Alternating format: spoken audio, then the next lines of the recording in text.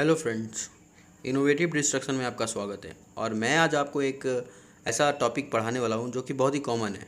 प्रमुख देशों के राष्ट्रीय चिन्ह। ये बहुत ही सिंपल सा टॉपिक है और इससे जो क्वेश्चन आते हैं वो बहुत ही सिंपल्स होते हैं, लेकिन लोग मतलब इसको छोड़ के चलते हैं और इससे एक दो क्वेश्चन आ गया, क्वेश्चन भी सिंपल सा, आंसर भी सिंपल सा, लेकिन लोग छोड़ के चले आते हैं। तो आज मैं आपको ऐसा याद करा दूंगा कि आप कभी नहीं भूलिएगा। देखिए, शुरू करते हैं आज। तो देखिए, फ्रांस, बांग्लादेश, यूके और इटली, इन सभी देश का जो राष्ट्रीय चिन्ह होता है वो लिली होता है, लेकिन इसमें आगे में जैसे वाटर, सफ़ेद, इस तरह का जुड़ा हुआ है। बस आपको ये याद करना है। फ्रांस, देखिए, फ्रांस एक फ़ैशन का देश है और फ्रांस में बहुत फ़ैशन है, तो वहाँ वहाँ की लड़कियाँ भी बहुत फ़ैशन करती है और वहाँ की लड़कियों का जो कॉमन नाम होता है वो लिली होता है। जैसे लिली, लिली एक मतलब निक नेम टाइप का होता है। जैसे यहाँ पे बाबू सोना बोलते हैं, वहाँ फ्रांस में लिली बोलते हैं। ठीक है। तो अब देखिए, बांग्लादेश में क्या होता है, बांग्लादेश में बहुत पानी पड़ता है। ठीक है, बांग्लादेश में बहुत पानी पड़ता है, इसीलिए वहाँ के राष्ट्र चिन्ह है वाटर लिली। और यूके आपको पता है क्या, यूके को बोलते हैं यूनाइटेड किंगडम। और यूनाइटेड किंगडम में क्या है, इंग्लैंड है, ब्रिटेन बोलते हैं उसको, वहाँ पे रानियाँ होती है और वहाँ के जो मतलब लोग होते हैं वो सफ़ेद होते हैं। वहीं के लोग आके इंडिया पे राज करते थे ना, यूके मतलब ब्रिटेन। तो वहाँ के लोग जो यहाँ पे राज करते थे और वो लोग अंग्रेज, हम लोग उनको बोलते थे ना सफ़ेद लोग, गोरे लोग। इसीलिए वहाँ का जो राष्ट्र चिन्ह है उसे सफ़ेद लिली बोला जाता है। और अगर इडली देखें तो अगर आपने इडली खाया है, साउथ इंडियन फूड है इडली, अगर आपने वो खाया है तो आपको पता होगा कि इडली जो है वो भी सफ़ेद होता है, इसीलिए इडली भी सफ़ेद लिली होता है। अगर यूके और इडली को तो आप सफ़ेद से कम कंपेयर कर लीजिएगा, उसके बाद तो लिली और लिली आपका ऑप्शन में रहेगा, आप आराम से मार लीजिएगा। बांग्लादेश में बहुत सारा पानी पड़ता है, बस आपको ये रिलेट करके रखना है और आपको वाटर लिली भी याद हो जाएगा। और फ्रांस का बस एक आपको छोटा सा याद रखना है कि वहाँ का कॉमन नेम लिली है। फ्रांस फैशन और फ्रांस फैशन कौन करती है, लिली। नीदरलैंड का भी शेर है और नॉर्वे का भी शेर है। अब नीदरलैंड तो एक इंग्लिश का वर्ड है, लेकिन अगर नीदरलैंड हिंदी में एक वर्ड होता है निडर। निडर निडर का मतलब है जो डरता नहीं। और शेर क्या होता है, कभी डरता नहीं, किसी से नहीं डरता, इसीलिए तो शेर को राजा बोलते हैं, जंगल का राजा। और नॉर्वे को अगर हम रिलेट कर ले, नो वे शेर, तो हम लोग कोई भी अगर किसी को भी बोला जाए कि जाओ शेर के सामने, तो वो क्या बोलेगा, नो वे नो वे नो वे। इसी तरह से नॉर्वे का राष्ट्र चिन्ह हो गया शेर। और नीदरलैंड, शेर तो होता ही है नीदरलैंड, तो आपको इसी तरह से याद हो गया कि नीदरलैंड का शेर होता है, नॉर्वे का भी शेर होता है। अब अमेरिका का जो राष्ट्र चिन्ह है वो बहुत ही इंटरेस्टिंग है। मतलब अमेरिका का राष्ट्र चिन्ह होता है गोल्डन रॉड। अब बताइए आप, ये किसको याद नहीं होगा। अमेरिका एक ऐसा देश है जो मतलब कि सबसे ज़्यादा पावरफुल है और इससे सभी डरते हैं, तो इसके पास, इसीलिए इसको मतलब एक तरह से बोल सकते हैं ये सभी देशों का एक राजा है अमेरिका, और इसके पास एक गोल्डन रॉड है। ठीक है। अब ईरान को याद करने के लिए देखिए, ईरान का राष्ट्रीय चिन्ह है गुलाब का फूल। और इसको याद करने के लिए बस छोटा सा ट्रिक याद रखना है। ईरान को इस तरह से मतलब रिलेट करिए, ईरान को बोल सकते हैं जान, ईरान जान, ईरान जान, 4 बार बोलिए, आपको याद हो जाएगा, ईरान जान। और जान, जान क्या होता है, गर्लफ्रेंड को जान बोलते हैं ना, ईरान जान। और जान को क्या देते हैं, गुलाब का फूल। तो इसी तरह से ईरान का राष्ट्रीय चिन्ह हो गया गुलाब का फूल। चलिए, आपको याद हो गया।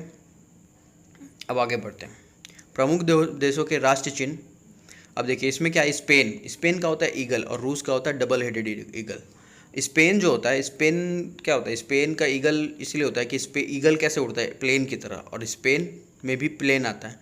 तो स्पेन प्लेन, ईगल प्लेन, मतलब इस प्लेन जो है, इस ईगल जो होता है वो प्लेन की तरह उड़ता है, और इसीलिए राष्ट्रीय चिन्ह इसका स्पेन है, मतलब स्पेन का राष्ट्रीय चिन्ह ईगल है।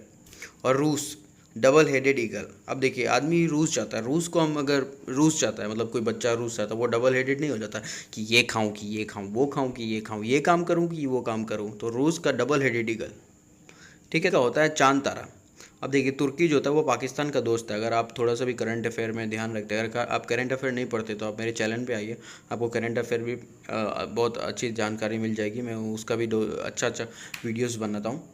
तो देखिए, तुर्की का चांद तारा होता है और पाकिस्तान का भी चांद तारा होता है, क्योंकि पाकिस्तान और तुर्की जो होता है वो दोनों दोस्त होते हैं। मतलब अगर आप हिस्ट्री में भी पढ़ेंगे तो आपको पता चलेगा कि खिलाफत आंदोलन जो तुर्की में हुआ था, तो उसका सपोर्ट करता था पाकिस्तान, मतलब मुस्लिम लीग, जो जिसके कारण कि पाकिस्तान बना था। इसीलिए तुर्की का भी चांद तारा है, पाकिस्तान का भी चांद तारा है। और अब एक ऑस्ट्रेलिया आता है। अब ऑस्ट्रेलिया का बैटल होता है। अब देखिए, ऑस्ट्रेलिया का बैटल होता है। अब देखिए, ऑस्ट्रेलिया में सबसे ज़्यादा क्या खेला जाता है, क्रिकेट। अब बैटल को हम बैट बॉल से रिलेट करते हैं, बैट बॉल। अब ऑस्ट्रेलिया में सबसे ज़्यादा अच्छा क्रिकेट खेला जाता है, वहाँ की क्रिकेट टीम भी बहुत अच्छी है, 5 बार वर्ल्ड कप जीत चुकी है। तो ऑस्ट्रेलिया का इसीलिए राष्ट्रीय चिन्ह है बैटल। ठीक है, आपको इस तरह से याद हो गया। स्पेन ईगल, रूस डबल हेडेड ईगल, क्योंकि बच्चा रूस जाता है इसलिए double headed eagle, double headed हो जाता है। और स्पेन का हो गया ईगल, क्योंकि ईगल जो होता है प्लेन की तरह उड़ता है इसलिए स्पेन। और चांद तारा पाकिस्तान का दोस्त। अब देखिए आगे पढ़ते हैं। जापान का गुलदाउदी का फूल है और कनाडा का मैपल लीफ।